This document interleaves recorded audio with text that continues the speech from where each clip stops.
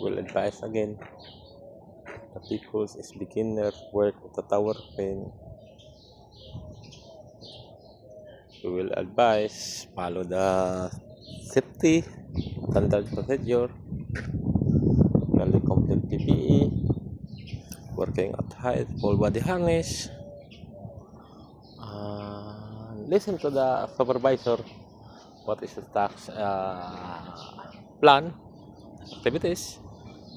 Because the supervisor is reading the before we are working to the site, so we really complete the understand and reading the plan of the manufacturer, then sequence to the activities step by step,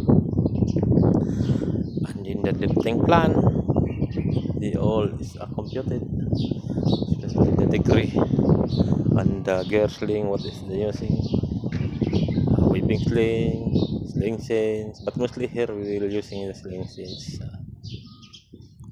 And about the final the site plan is most important, because sometimes we have this very closed area, how to properly arrangement the materials, how to get the mobile crane exactly the angle of the lifting, we are not overload, is most important.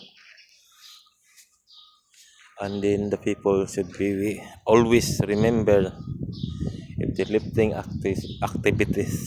activities no going under suspended the load. Like the distance is 5 meters.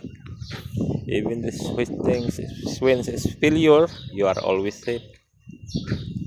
You're not always overconfidence, because this is overconfidence. This is cause of the accident. So always remember, especially in the abroad, you have the family waiting in your country. The most happiness, you are come back your country together, your family. You are complete mentality and physically. This no above. This is like the abroad, not more above the happiness together in the family.